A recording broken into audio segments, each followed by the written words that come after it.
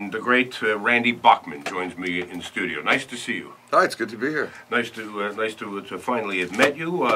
I've enjoyed your music, Guess Who and BTO, and for years and years. When I first started playing the radio, I think I played your songs about 1,000 times Thank each. you. Thank you very much. Thanks for making it easy for me. Thanks for helping me out. Yeah, no problem. When you're starting, you need all the help you can get. DJs are the main thing for musicians. Yeah, I guess that's true. More so back a few years ago than now. Now it's everything's. Now it's your computer, but then it was the music and program director. If you knew a DJ, it was a big deal. Yeah, and if a DJ liked your music or liked you, suddenly you would be appearing on the air more than you thought. You bet. You've written this book called Vinyl Tap Stories that you've shared with your listeners in your CBC program. Yeah. And some of them include, and we'll get into a lot of them, but there's one part of the book that really made me laugh and smile. It's Randy's favorites. And he's, I don't know where you came up with these categories, but very, very creative. I mean, some of them favorite cowbell songs. Well, I got, the people who listen to the show, which they call themselves tap heads because it's vinyl tap. Yeah. I just started doing theme shows because I didn't know what else to do, and I tell my own stories behind them. But there's something that I needed glue to hold the show together, and so I'm on the tour bus. Somebody said, "Why don't you do cowbell shows?" Because we had just seen the skit Saturday Night Live, More Cowbell, with Christopher Walken and who was the band, Blue Oyster Cult, and it was Don't Fear the Reaper, and this, and they would come, "Stop it! I need more cowbell," and this skit went on and on. So I lifted that off of YouTube, and then my band and I and a whole bunch of people put together the best cowbell songs. And at the beginning of the show, I said to people, get a wooden spoon or a drumstick and get a glass or a pot and pan, bang along to these songs. That was one of the most favorite shows because to this day I'm walking through Montreal or Halifax or Saskatoon and a guy rolled down the window, "Love the cowbell show." Yeah, and it's funny how stuff like that happens occasionally. Yeah. It's sort of like, where did that come from? And boy, what a great idea. Yeah. There's no way that you could have sat down with a group of 5 people and plotted that out. Right. And then you've got songs played at your funeral. And a lot of people wrote in what they wanted at their funeral, and some of them were hilarious, some were very touching. Like some guys wanted Another One Bites the Dust. I saw that. I thought, there's somebody with a great sense of humor. Yeah, exactly.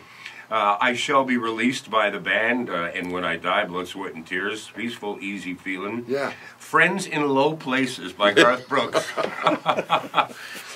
there's another guy with a kind of sense of humor that I love. And then there's section, Randy's 25 favorite novelty songs. Number 1 by Bob Rivers, a song called We're a Ukrainian Band. Yes. Made after, we're an American band, we're a Ukrainian band, and you go, we're a Ukrainian band, that kind of thing. You know all about that. I do, and you too, your mother's Ukrainian, right? Yes, yeah. Yeah. And of course, growing up in Winnipeg, it sort of rubs off on you anyway. It does, yeah. Yeah. Now, of all these, what I loved about reading the book is the fact that you're known predominantly for the music that you do and the people in your contemporaries. But you talk about the people that you've met over the years and stories about, like, Lawrence Welk, for example. Yeah. Although you never really kind of deal with them, you were fascinated by the building in which he owned the building on Santa Monica Beach. He owned the whole building, but on his floor, which is the top floor, that his son, Larry Welk, was like the guy I was talking to about a publishing deal. You look outside, the balcony outside is quite wide, and it's got AstroTurf on, and there's 4 golf holes at each end. The building was almost a full square block. So they'd go out there and they have a 2-par to that corner and a 3-par, like a miniature golf course. Wow. And they'd go out there and play all the time. That was like pretty impressive. You know you got money when you can pull off that kind of eccentricity, huh? Chet Atkins, a great story about Chet Atkins and your guitar. Well, I had lost a guitar. He had wanted the guitar because when I first signed with RCA, in those days you used to say, "What's your favorite food? What's your astrological sign? Who are your idols?" And I would always put Lenny Breau, Chet Atkins, and Hank Marvin from the Shadows. And Chet Atkins came, so it's so great that you always put my name in your bios as a favorite guitar player. And he saw my Gretsch guitar and he said, "I used to have one like that, and they're gone. They don't make them anymore. And would you sell it to me?" And I said, I had to deliver a lot of papers and wash a lot of cars and mow a lot of lawns to get to buy that guitar. It was my first guitar, and it played on Shakin' All Over and taking care of business and everything. Oh, yeah? And he said, "Oh, I understand, but if you ever do want to sell it, will you just call me?" And I said, "Sure." And then it was stolen about 10 years after that. And there's an article in Rolling Stone, and then my phone rings, and it's Chet Atkins saying, "Is that the guitar you lost?" And I go, "Yeah." And he said, "What's your address?" So I told him my address, and that's it.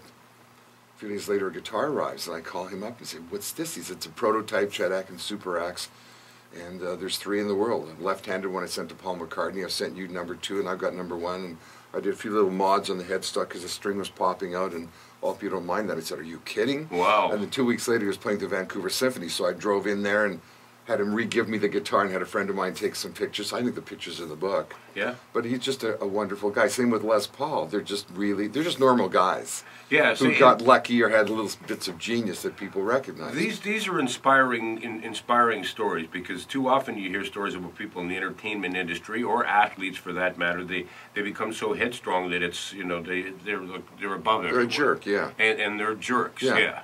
But I mean, you know, you're coming from one. I could have a pretty thick book of jerks, but Yeah. thick book of lawsuits, thick stack of lawsuits as well. You know what I found? I really enjoyed reading about the time that you and Burton Cummings were in Montreal and went to see Gordon Lightfoot playing at a small club, at an intimate club. And I guess he'd already recorded a number of hits at the time. The Canadian Railway Trilogy was one of them, and he was performing at this club.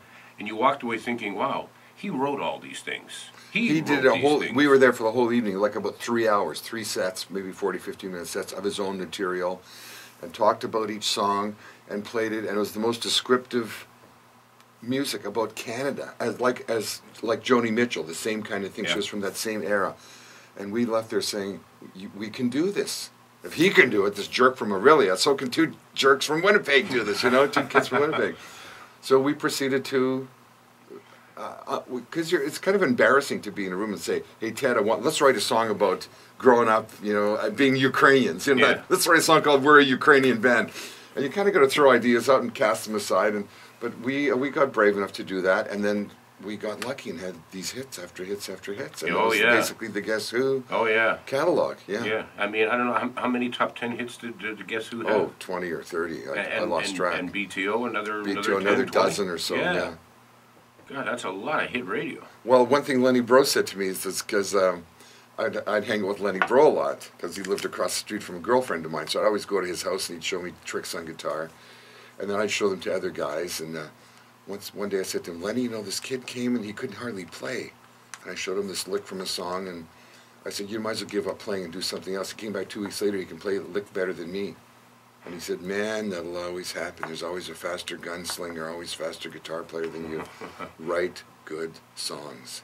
Yeah. They never get old." So I proceeded to write good songs. There's hundreds of millions of guitar players better than me, but those 12 or 15 songs that I wrote that I'm still recycling and rehashing, and people love to hear them, and I'm so glad that I was part of writing them and putting them out. Yeah, great stuff.